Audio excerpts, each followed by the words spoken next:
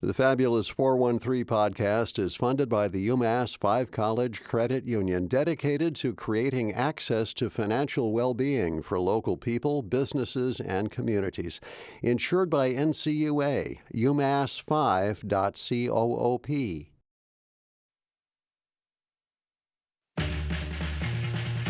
Welcome to the Fabulous 413. I'm Khalees Smith. And I'm Monty Belmonte. Later in the show, we get to meet our regular Thursday guest in the field, literally, as we hitch our proverbial wagon onto the caravan that is Congressman Jim McGovern's annual farm tour as it stops at Foxtrot Farm in Ashfield.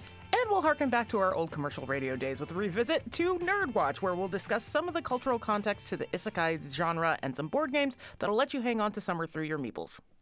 And to keep it extremely nerdy, first, the words are doing weird things, and we'll soon learn with Word Nerd Emily Brewster. Emily Brewster, resident wordster from Merriam-Webster, our dictionary in Springfield. We're talking today about the meteoric rise of love of the dictionary, which I will once again say, if you're not following Merriam-Webster on social media, it's practically the only good thing about social media. For years now, your social media game at the dictionary has been par excellence. It's true. Thank you. I'm very proud of it. I have nothing to do with it. Not really. Well, tell us what you do have to do with it. Well, sometimes I write some of the content that the social media is linking to, for example. Aha. Or just, a little behind the scenes work. I love that. But they make all sorts of fun of the language, like the B in subtle totally is a post from 2 days ago.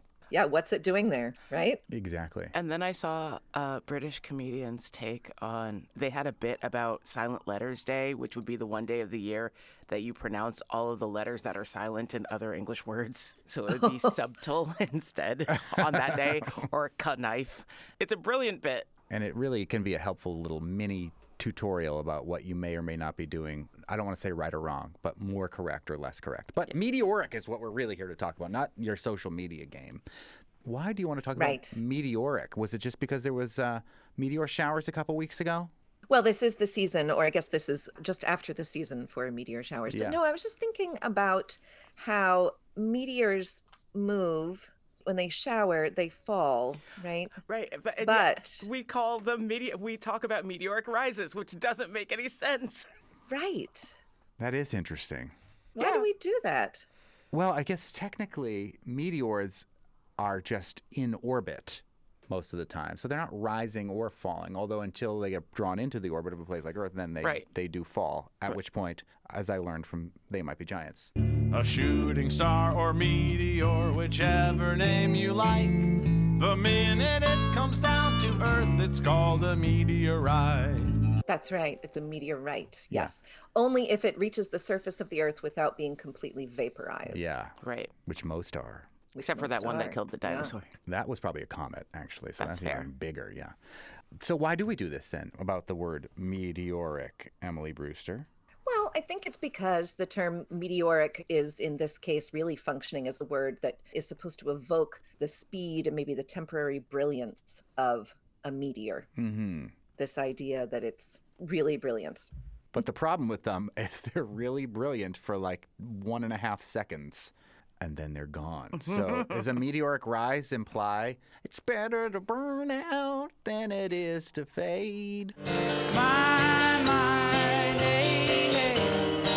Yeah, it doesn't though, right? Not necessarily. Right. Someone can have a meteoric rise and then be in ascendancy for the rest of their life. But I think it's just interesting how we took the metaphor, used the metaphor, and then forgot about the consequences of the metaphor. The metaphor is now in this fixed phrase where it is only about rising. It is only about ascendancy. We have something similar with the word ladder. You climb a ladder, you never go down a ladder. But we all go up and down ladders. No one just goes up a ladder and stays there forever. Yeah, you can climb the corporate ladder, but nobody ever talks about you then walking back down the corporate ladder. They may talk about falling off the corporate ladder. They talk about your meteoric fall. Yeah, they wouldn't call it that, but maybe we should start calling it that. So ladders also have this thing. And the same thing is true of the word escalate.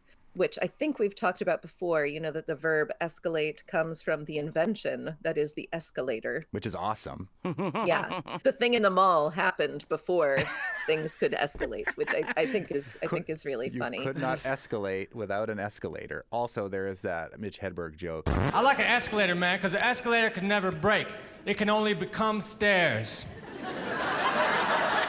There would never be an escalator temporarily out of order sign. Only an escalator temporarily stairs. Sorry for the convenience.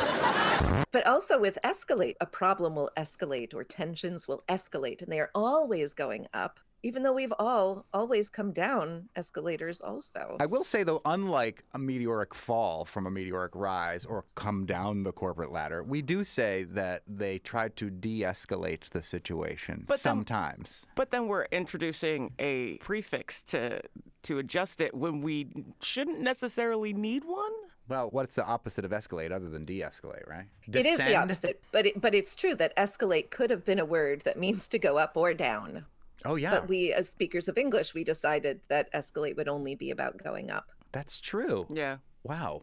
Now every time I go to the mall, I'm gonna go to the down escalator, thinking I'm escalating this situation. Yes, you are. I'm simply riding an escalator. Yes. It's like when people say, "Is that acoustic music?" I'm like, "Do you mean of or pertaining to sound?"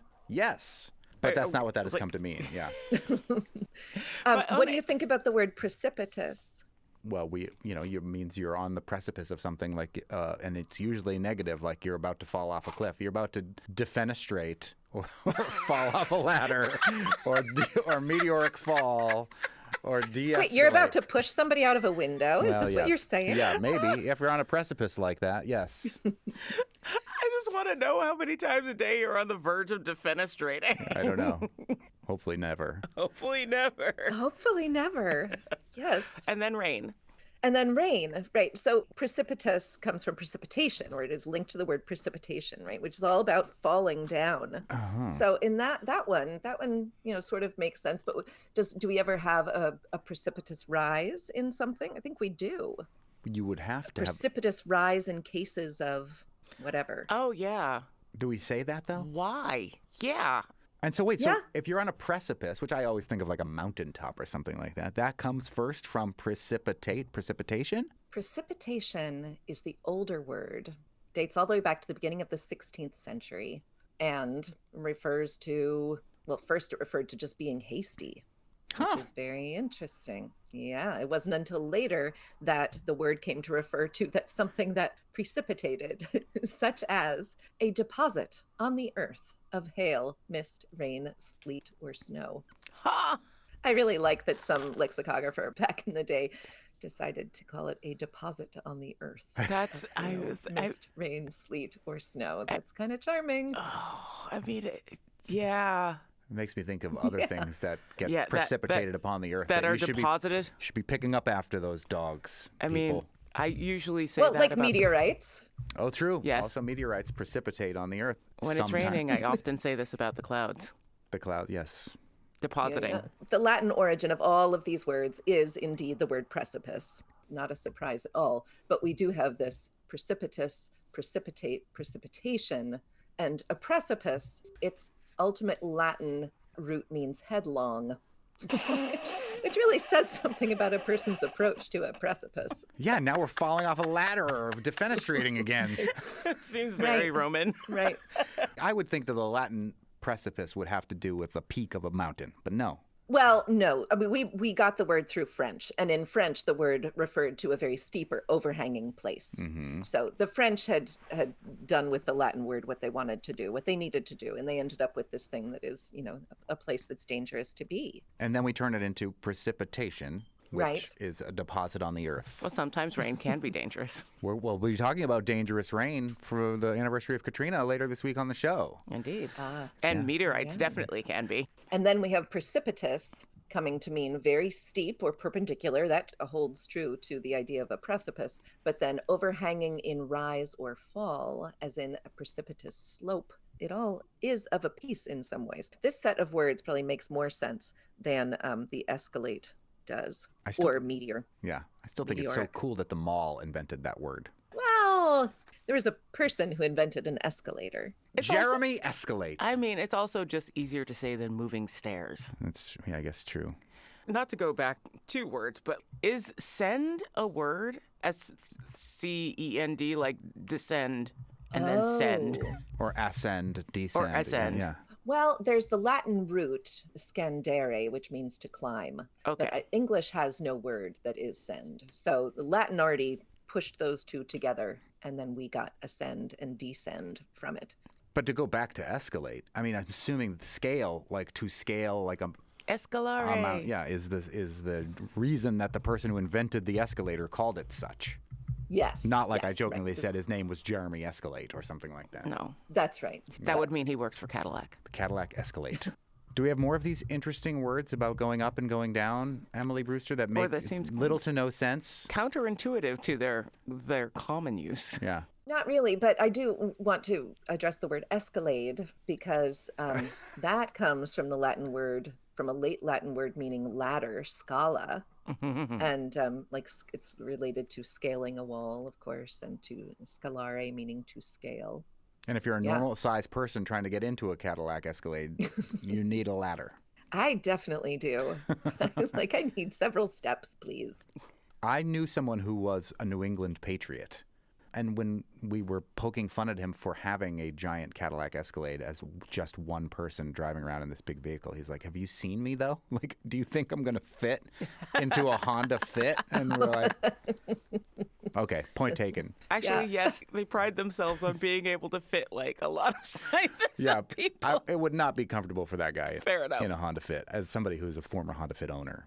Well, listeners, I realize that school is now getting back in session, and we haven't had an awesome listener question like practically all summer. We've had a couple of small ones that we've gotten to, but there's got to be something gnawing at you, and that's with a G at the beginning of it, about the English language that you would like answered by the dictionary herself. It is funny how many people think that you're our guest whose name is Merriam. What? You know really? how you have Merriam on every week about the dictionary? What? It's funny That's how hilarious. many times I hear Wow. people say that. Do you mean Emily Brewster from Merriam-Webster, the dictionary? Ah, yes. But anyway, please send those questions to us here, thefab413@nepm.org, and your dictionary in Springfield, via the means of Emily Brewster, will be happy to answer them for you. I mean, if you just dressed up like yourself for Halloween and said that you were Merriam-Webster, I'm pretty sure everybody would believe you. All right, I'll consider it. Just say if it's last minute and you need a costume. Just throwing that out there. Thanks, Khalees.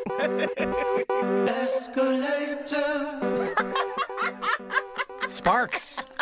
Sparks are so awesome. Later in the show, a deeper dive than you were ever expecting into the Isekai genre and a look at summer games you may want to play tonight at the Brass Cast in East Hampton. Shameless plug. But first, our congressman for the 2nd Congressional District is taking a lay of the agricultural land right now, and we're taking it in with him. We check out a stop on U.S. Representative Jim McGovern's farm tour next. You're listening to the Fabulous 413 on 88.5 NEPM. The Fabulous 413 podcast is funded by Northeast Solar, helping Western Mass families achieve greater energy independence through solar power, battery systems, and air source heat pumps. Northeast-solar.com. We've been Congressman McGovernless for several weeks on the Fabulous 413, but now we're going to get a double shot where regular McGoverning with McGovern is happening tomorrow. But today, you're on day one of your farm tour. Where have you been so far, Congressman Jim McGovern? We began in Chesterfield at Crabtree Farm. Now we're at Foxtrot Farm, and we have, we're going to, over the next 2 days, cover 12 farms. This is our 15th annual farm tour, and it gives me an opportunity to learn about what's happening in our local agriculture and figure out ways we can be helpful.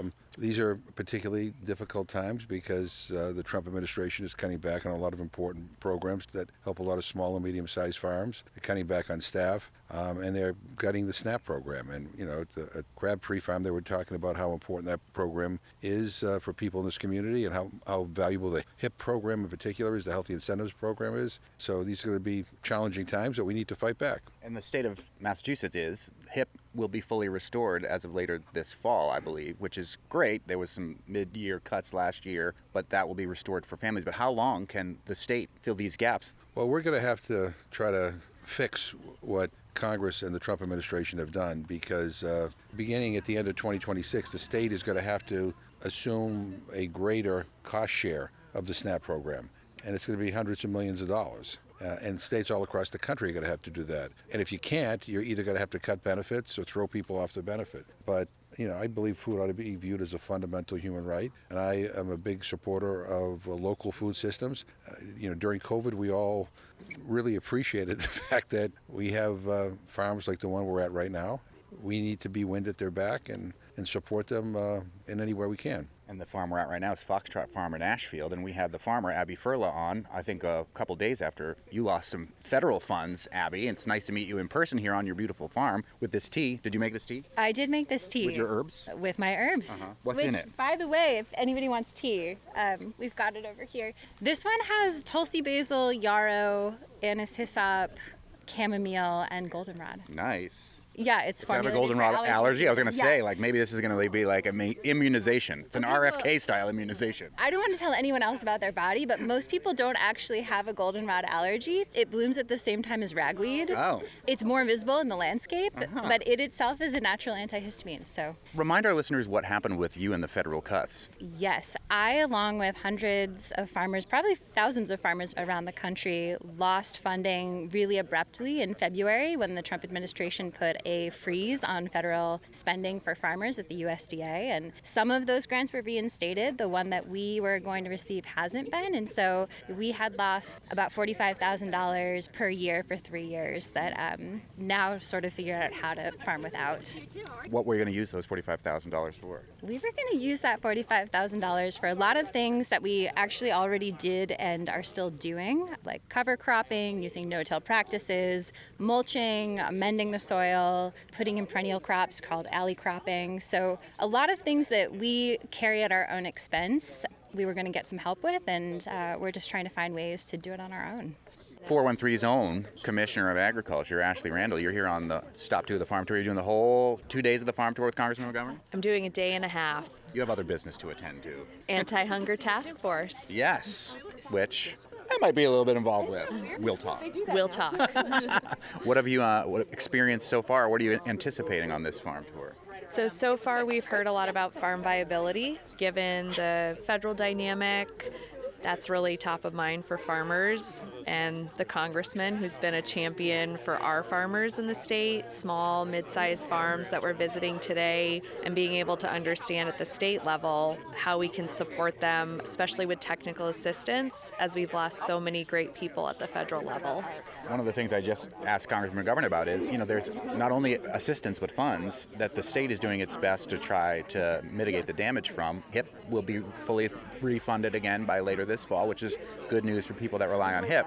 But how long can the Commonwealth keep this up? Well, and that's something with the Anti-Hunger Task Force, looking at where we can fill the policy gaps and knowing we won't be able to fill all of the funding gaps. Every week, I feel like we see a new impact in terms of funding cuts, and just being able to try to figure out with the programs that we have in place and the partnerships across the state, how we can fill some of those gaps. Well, now it looks like something formal is about to happen, so we better shut up. You're farm 2 of day 1, and we're really excited to be here. We do this basically to kind of hear firsthand about what the challenges are, what's going good, what's not going so good, things that we can be helpful with. So we have federal, state, and agencies here, and local organizations.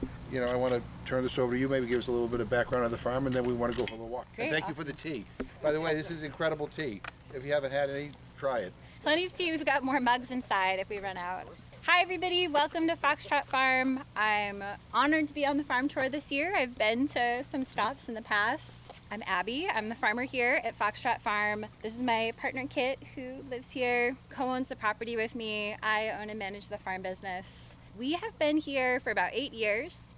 We grow on about 8 acres using no-till practices. We're certified organic. We grow high quality botanical herbs and climate resilient foods. This property is a property, we bought this from my family. It's been in the family since my great-grandparents immigrated from the Carpatho-Rus region of Eastern Europe, which is the kind of place where the country borders change every 25 years. and they had a dairy herd here. So this barn behind us is a 101-year-old dairy barn that most contractors are telling me is actually being blown downhill by prevailing winds in the winter. Wow. So that's cool. But the property itself is about 100 acres. 80 of those acres are woods. This would have been pasture until the mid-1960s when FDA regulations kind of forced a lot of small dairies in the area and region out of business. And it had been in hayfield until we moved here and started converting it back into production farming. Does that feel like enough background before we head up the hill? This is Zora. She is our resident farm dog. That's Stevie. She's also a resident farm dog. Stevie what? Stevie Licks. Yes. Just like the wide-winged dove. Thanks for clocking that. Yeah, that's the hard-hitting journalism I do. Yes, yeah. It's really important that the people know. Your dog is named after Fleetwood Mac. Yeah, the dog is actually my sister's dog. My sister lives here with us. She's an occupational therapist at the Mohawk School District. My partner Kit, who lives here, works in conflict resolution in the community, tries to promote restorative practices in schools. Both of them jump in all the time to help me here. I have a crew of 3 part-time people and some volunteers, and so I don't do this by myself by any means. We're gonna head all the way up the hill, so take your time, but the view at the top is really worth it, is what I'll promise. Last one there is a rotten egg. Winton Pitcoff, Deputy Commissioner of MDAR, the Mass Department of Agricultural Resources. What are you anticipating about this farm tour, and what are you hearing from farmers in the Massachusetts level about the struggles that they're experiencing or the victories they've been experiencing this past year? I think what farmers need most is certainty, and it's hard to get that these days, whether it's from the weather or from the federal government. That's certainly what we're hearing from farmers all over the state, that it's unsettling to not know what's happening as far as policy support, as far as financial support, as far as stability of markets. At MDAR, we try to be that stability. We're visiting a lot of farms today that have benefited from grants from the state and that are part of programs from the state that help them stay viable. Look out for the poop. It is a farm. General theme. I would say it's stupid to farm on top of a hill, but then you see the view and... What are we looking at? Do you know, is that mountain have a name? That mountain has a name. It's called Mount Owen. Did you name it? No. Or would it No, been I would have named it something more exciting. Like, no offense to people named Owen. like Mount Christine McVie? Tell me lies, tell me sweet little lies.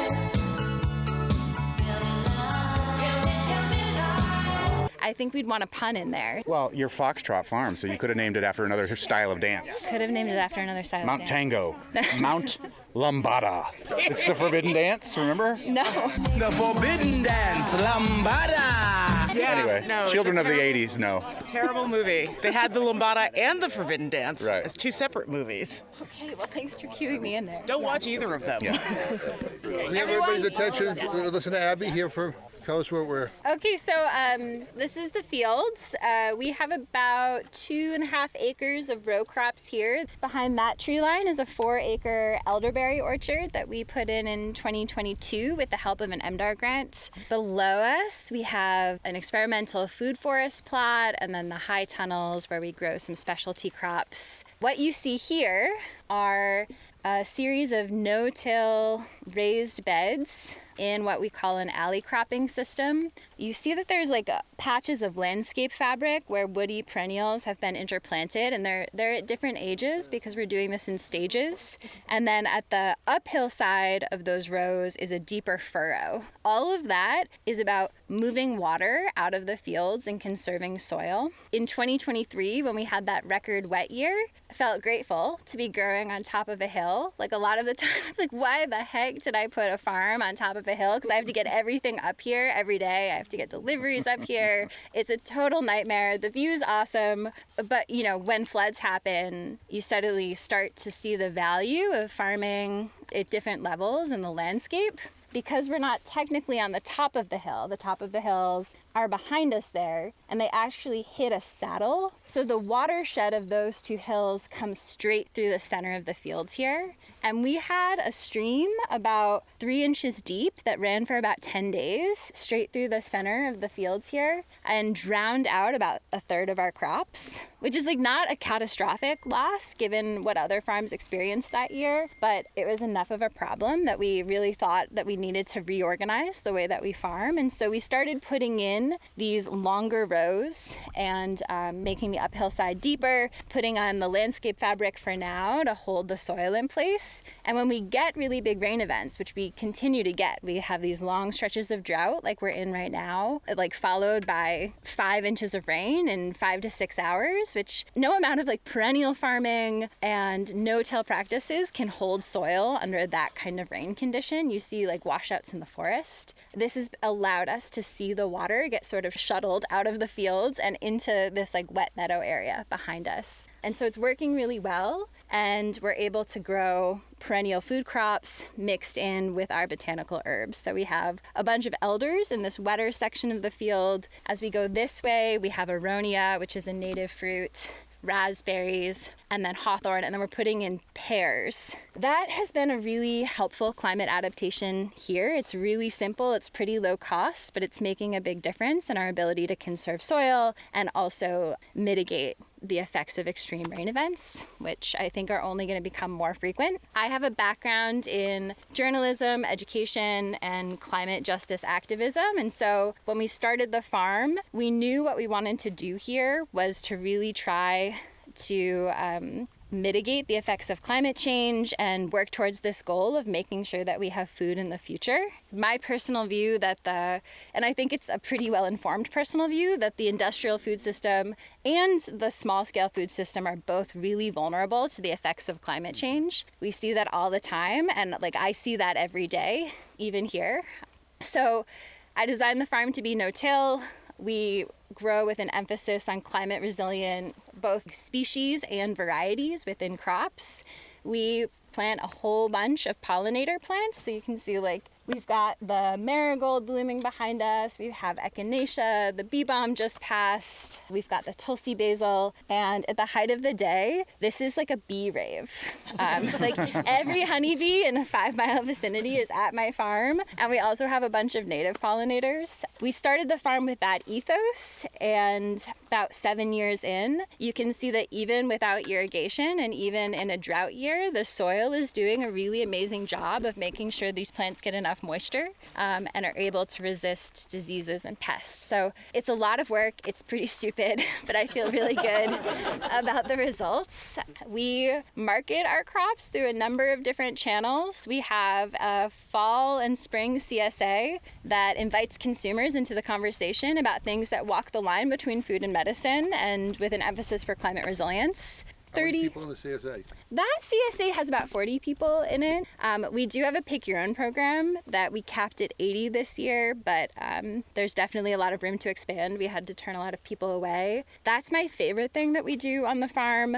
We offer like a membership. It's sort of a CSA model where people pay at the beginning of the season on a really dramatic sliding scale from $0 to $500. And people place themselves wherever they think is appropriate on the sliding scale. And then people get an email every week telling them what's in season, some harvest notes, and they can come whenever they want and pick however much they want. It does this beautiful job of bringing, 80 people onto the farm on a weekly basis and really building community in the fields. It allows them to have access to the shared sense of abundance that we feel as farmers. We save on labor costs because we're not harvesting the plants. And we have a lot of people who feel really invested and like they're part of the place. My own sort of like observation, and this is like super woo, is that the vitality of the place actually feels a lot stronger and higher since we've had more people on the land. I watch the plants really respond to having a community of people here. Leaning in. I had to put the witchy music in for the woo. More coming up with Congressman McGovern's farm tour as we check out the elderberry orchard at Foxtrot Farm, hear more about the farm's transition to a younger generation, and get up close to the congressman's opinions about the skinny farm bill that will probably head to Congress for a vote. After which, we'll hear about the more nerdy end of things with a quick Nerdwatch. You're listening to the Fabulous 413 on 88.5 NEPM.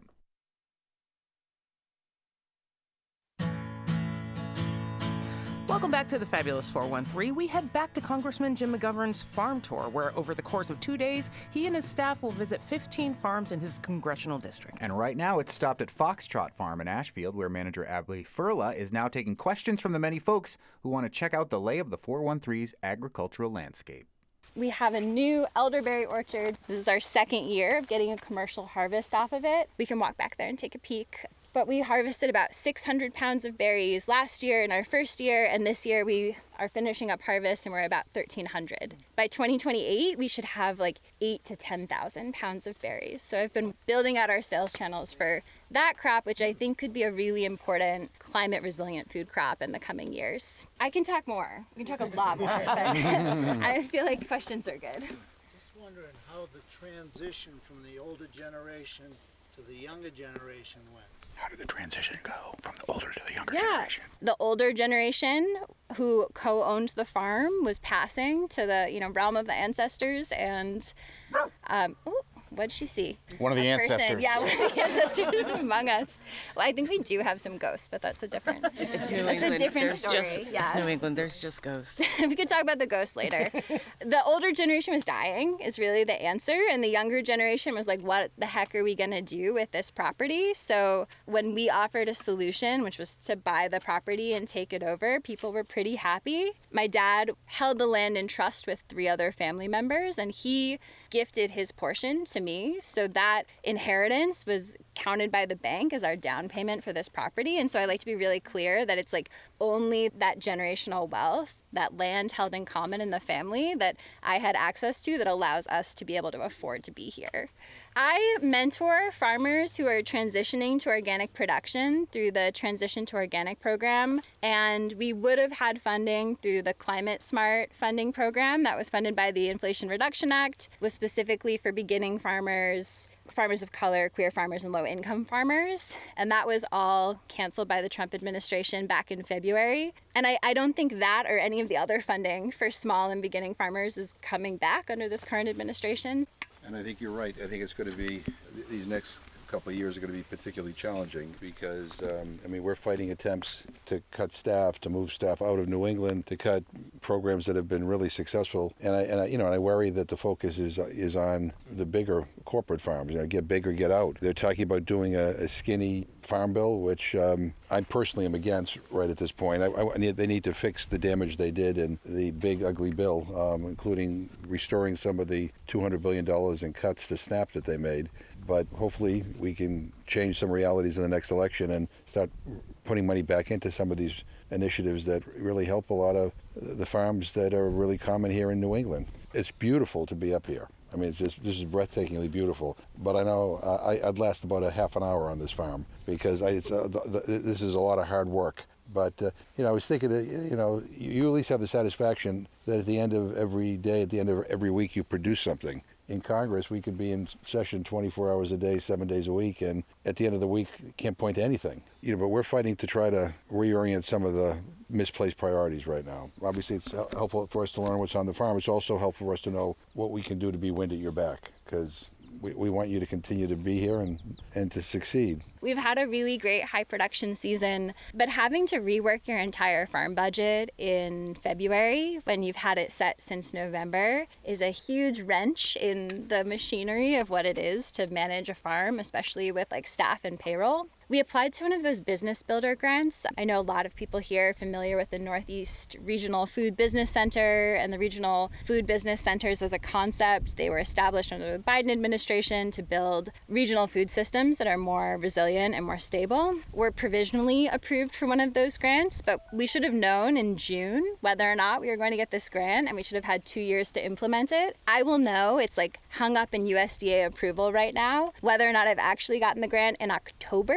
And I'll need to have spent it out by May because the Trump administration has closed all of the regional food business centers, and this one's being allowed to operate for another, 8 months just to implement this grant. And my production season is now. I harvest all of the berries in August, and I bottle and juice and sell them all in September. So the idea that I'm gonna like somehow be able to spend out $40,000 on elderberry production between October and May is mind-boggling. And that kind of like economic uncertainty weighs on you when you have people on your staff and on payroll that you feel beholden to, and you have customers that you need to produce for. And because we have this vibrant community in the fields, every single day that I've thought about throwing in the towel, I've run into someone who's been like, I just want to tell you, like, it's so nourishing to be here, and like it really makes my whole summer to be able to come to this farm. Or like, I tried tomatillos for the first time. I made a whole bunch of salsa because you grew a bunch of tomatillos, and it's just been so delicious. So I think a lot of viability is about that community and how much your community is going to show up to support you in the hard times.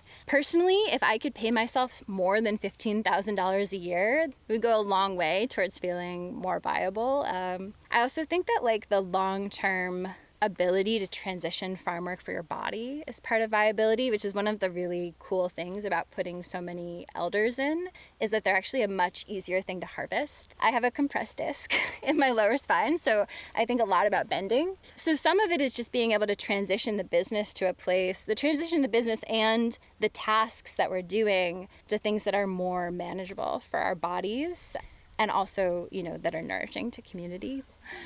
We could actually, if you want to take a peek at the orchard, we could walk back. Sorry, is my herding dog? The herd is moving. She wants you to walk faster. Did you grow up having elderberries or elderberry syrup or elderberry pie? All of my frame of reference for elderberry came from Monty Python and the Holy Grail. Your mother was a hamster and your father smelt of elderberries. But now I drink elderberry syrup all the time. Yeah. Both if I've got a cold coming on, or if I want to add a little bit to my booze. Yeah, they're really good for you. But my grandmother had them in Virginia, but that was the only place we would get them. Actually, Rich Parr, who was on our show yesterday from the Mass Inc. polling group, his wife gave us an elderberry plant, because you need a male and female elderberry plant for them to propagate, and so we now have them in our yard. But you should try them; they're pretty good. No, I've tried them. You've been eeating a lot of them because you are what you eat. An elderberry. I haven't eaten that many elderberries to be an elderberry. And you don't often see them like as berry form to go out and buy. You often see them as like as syrup, syrup or juice. People make elderberry pies. You know? Somewhere, not here. No, but it's interesting to see. You know, some of these kind of foods kind of make this, you know, kind of resurgence, if you will. I mean, I didn't grow up on kale, but I like kale now. Yeah. I grew up on kale. Congressman, you mentioned that there might be a skinny farm bill. What would that entail? Is there anything that would be beneficial to our local farmers in the 413 from a skinny farm bill like that? Not a lot, and I'm against a skinny farm bill at this point until they fix the damage that they did in the big ugly bill in which they cut $200 billion from SNAP. Like, would any of that be restored in this other? No. And what they might do is after they cut money for food banks, they may try to restore some of that money. But look, we have a hunger problem in this country, and you can't food bank your way out of it. The farm we were at previously, the Crabapple Farm, I mean, you know, they were talking about how the HIP program, the Healthy Incentives Program, you know, which is tied to SNAP, how it really benefits their business. They sell a lot of their vegetables to people on HIP at the farmers market in Northampton on Tuesdays. And they actually talked about it as not just a benefit for, you know, low-income people and for farmers, but for the community as a whole. People going to farmers markets and using their HIP benefits to get fresh fruits and vegetables. Sometimes that's the only interaction with other people some people have all week. And it's just, they did a nice job of describing the benefits of the program, which I think too often people in Washington don't quite understand. Well, then you got a farmer like Abby here who's working day in and day out and saying that she's only making $15,000. She would qualify for SNAP or HIP herself as the people making the food. Right, lots of farmers would, unfortunately. We were talking about that at Coyote Hill, where like the model here seems to be, if you're lucky enough to have a couple of people working on the farm, somebody's got a real job and the other person works the farm because otherwise you can't afford it. Yeah, it's a lot of work. But, you know, Abby clearly loves this farm and loves what she does and kind of loves the mission of this farm. I mean, it's beautiful up here. We have a tough few years ahead of us with this administration. Federal grants that were awarded, you know, are being slow-walked, and in some cases they've been reversed. You know, you're a small family farm. I mean, how do you deal with that? And again, I think the mentality in Washington is get big or get out. During COVID, I mean, I think we all here in Massachusetts appreciated our local farmers. We understood the value of a local food system, and we got to fight back against these people in Washington who all they care about is making money for people who write big checks to their campaigns. It's inspirational to be here and to meet with people like Abby. So I'm grateful. So. I don't envy you trying to convey the importance of smaller farms either, because like you said, it seems like everyone thinks that like bigger is better, but big farms strip the land. And when they don't have water and they've over-fertilized the land, they're not going to be able to grow anything either. Those small farms are like helping soil retention. They're helping a whole bunch of other things. This is a no-till farm, organic farm. I mean, it embodies all the values that many of us hold near and dear. And but it has to be viable. People have to earn a living. But it's also part of the reason that their federal grant was attacked, because they were trying to implement these innovative climatological solutions in small-scale farming. Those grants were pulled because they didn't meet the standards of what the federal government should be funding according to the current administration. And because depending on the scale, they'll start saying it's a hobby instead of a calling. Yeah. This administration doesn't believe in climate change. They don't believe in being good stewards of our environment. I mean, it's all about making money. It's all You can't about spend your money if the world's on fire. Well, you know, I think they all think they'll have passed on by the time the world's on fire. They don't really give a damn about the future. It's really maddening and frustrating. I think it's important that people don't feel overwhelmed or hopeless or helpless, because that's what they want. I think things have to change in the midterms. Otherwise, it's going to be too late. Look, we are inching toward authoritarianism right now. We see it. It's right before our eyes. I now understand my history lessons about Germany in the 1930s much more as a result of what's been happening in this country, you know, in the last several months. I mean, my wife had to go to Washington for a meeting, and she took a picture of all these National Guards people in front of the monuments, and she sent it back to me. She says, if this were a picture in any other country, what would you be thinking? And then now Trump has his big poster of him hanging off the walls of the Department of Labor outside. Kim Jong-un, that's what he does. But we need to strengthen the resistance. And coming to, you know, farms like this make me want to even work harder to fight back. So we won't dominate your time anymore. We'll get you tomorrow. We get a double dose of the congressman for the 2nd District this week, as we'll chat with him as we usually do tomorrow as well. And as usual, if you've got a question for him, feel free to email us at thefab413@nepm.org, and we'll ask on your behalf. Thanks to Congressman McGovern, his staff, and the many folks at Foxtrot Farm, including Abby and Kit, for welcoming all of us along the journey. And the great tea. Yeah, it was delicious. It was really tasty. Up next, a blast from the past with Nerdwatch, a segment from my old morning show on 93.9 The River, which starred Khalees. That's me. You're listening to the Fabulous 413 on 88.5 NEPM.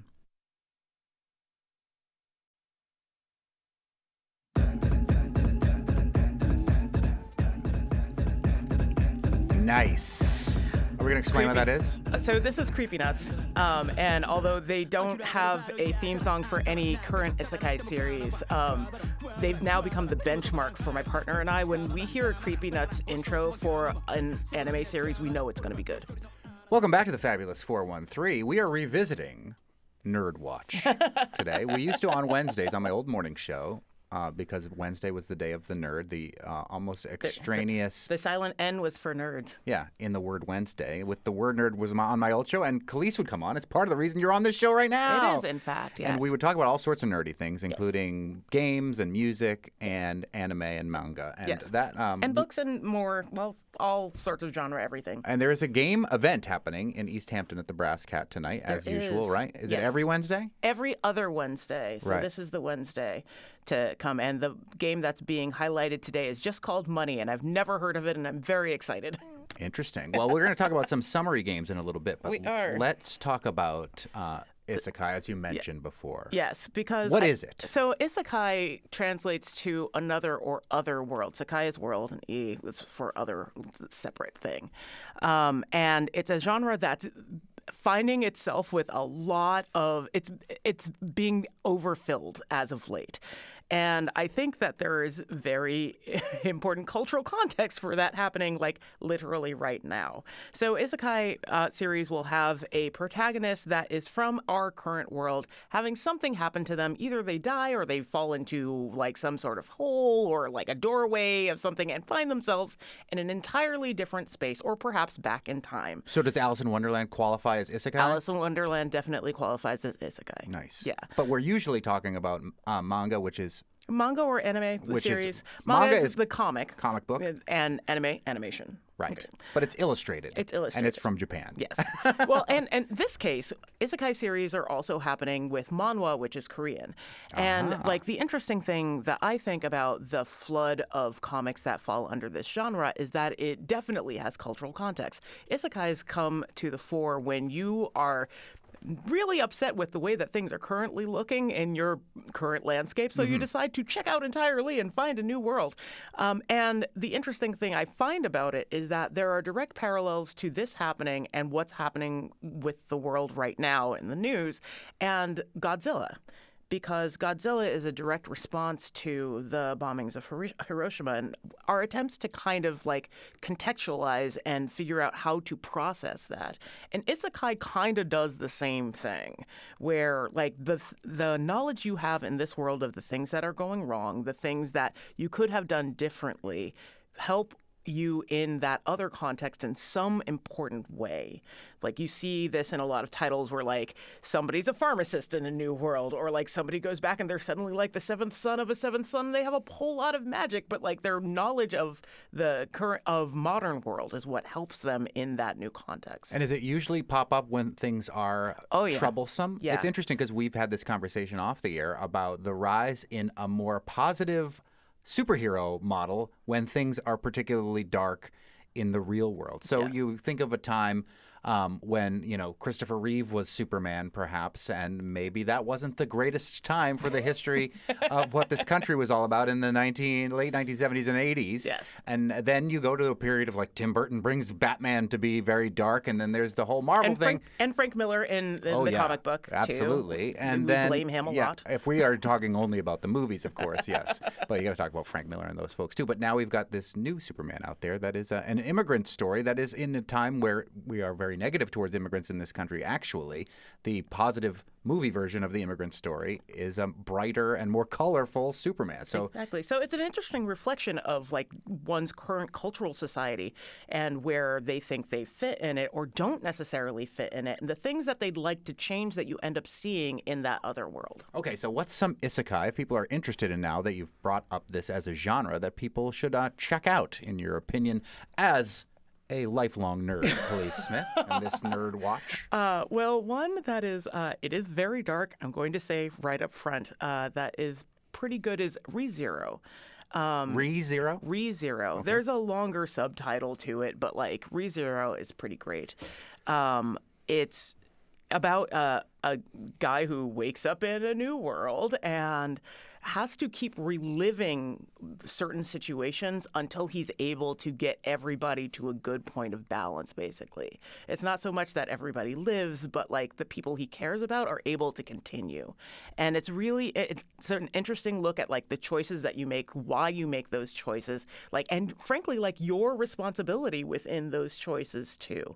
So yeah, I highly recommend that series. Is it manga, anime, or both? It is anime. It is both, actually. Yeah. Which a lot of the anime is. Indeed. Yeah. And another recommendation in Isekai before we move on to games that you'll be playing tonight at the Brass Cat in East Hampton for the every other week game night? So I'm going to recommend this. This is a manhwa. You can find it on.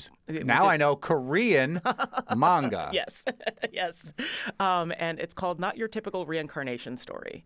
And it also takes a really interesting look at like the main character ends up in this novel that she is familiar with, but it's the way it kind of bends this genre around her like living in this situation and just trying to survive because her predecessors have all died is very refreshing.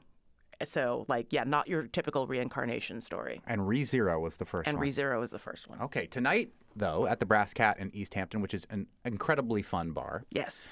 Is there every other Wednesday game night. And what are some of the games that you are looking forward to playing as we wind down summer? Well, I have a couple about things that you do in summer that you may not get to do elsewhere, and they all happen to be very, very pretty games. I'm going to recommend Parks.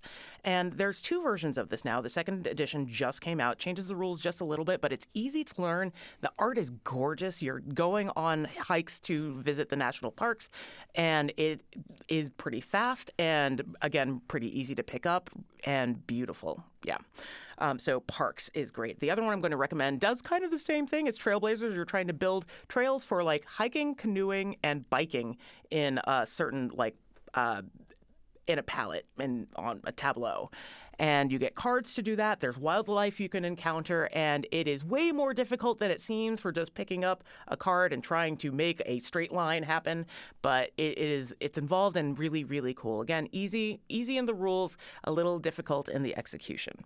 And the last one I'm going to suggest is a Tokaido, which is an older game. It's got a lot of expansions at this point in time, but the base of it is that you are in Edo period Japan, and you just want to go on a relaxing trip through the countryside. And your goal is to have the most engaging and fulfilling trip that you possibly can. And you do this by like painting landscapes and resting at the hot springs and sometimes giving to the temple and maybe getting some souvenirs. Like, it's all about you having a really, really good trip and having a better trip than the other people you're playing with. Just like life. Just like life. What are those 3 games again, Khalees? Parks, Trailblazers, and Tokaido. And it's game night at the Brass Cat in East Hampton. You'll see me there. Tonight. I might have one of these. Oh, fun. Maybe you can even play with Khalees this game. I'll also give a shout out. Earlier this summer, we had DJ Just Joan and DJ Studebaker Hawk talking about parties in the park in Pulaski Park. The last one, the disco night that they are spinning for. Happening today. Starting at 6 o'clock tonight and going till 9 o'clock. Gonna be wicked fun. Will I go dance before I go play games? Probably. Or maybe even after. Who knows? On the next Fabulous 413, we'll check in on an organization that's been watching out for the well-being of the 4 counties for nearly 50 years and learn how you can help them to be around for 50 more. Tapestry Help provides care without stigma, and we'll talk with their new chairperson of the board, Brad Riley, about the ways they keep us all healthy. And Congressman Jim McGovern Part 2 with the return of McGoverning with McGovern, where we'll talk more about specific politics. And if you've got a question for the congressman, send it our way and I'll ask it on your behalf. thefab413@nepm.org. Monty Belmonte. I'm Khalees Smith. Check out Creepy Nuts' entire discography. It's pretty fantastic.